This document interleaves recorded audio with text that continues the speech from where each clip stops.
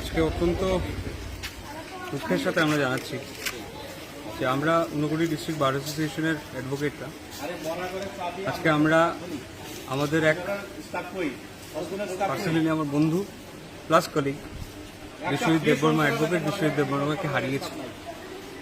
এবং এই হারানোর পিছনে আপনারা দেখতে পান এখানে বিডিও সাহেবও আছেন, এমএলএ সাহেবও আছেন, বেতছড়া আশেপাশে হয়। তারপর ওনাকে কুমারঘাট হসপিটালে রেফার করা হয় এবং রেফারেলের পরে ওখান থেকে ওনাকে ঊনকোটি ডিস্ট্রিক্ট হসপিটালে রেফার করা হয়।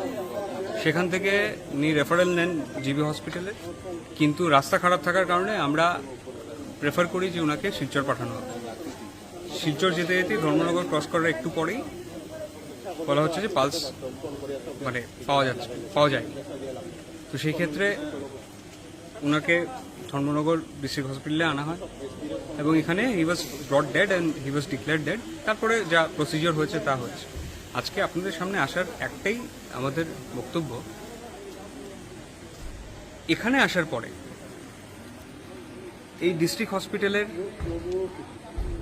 এত পরিমাণ ইনকম্পিটেন্সি এবং এখানকার একজন স্টাফও আমার এই মৃত কলিগকে মর্গ অব্দি নিয়ে যায়নি। আমরা সবাই ওর লাশটাকে টেনে মর্গ অব্দি নিয়ে গেছি।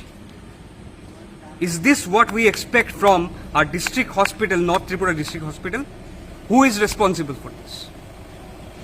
We, as the colleague of this person, we will take legal action against this. এবং শুধু এখানে না, এই যেখানে পিও ঘটনা হয়েছে, এই ঘটনার কতক্ষণ পরে পাওয়া গেছে? 45 minutes after accident his body was found. এই 40 মিনিট ধরে কল করার পরে কেউ ওখানে গেল না কেন? Who is responsible for this? যা হয়েছে সেটা একটা আইনি প্রক্রিয়া আছে, সেটা আমরা অবশ্যই জানি, কিন্তু আজকে যে হেনস্থার আমরা সম্মুখীন হলাম, it should not happen. District হসপিটালের ওদের সাথে কথা বলেছি, ওনাদের থেকে খুব একটা কোঅপারেশন আমরা পাই।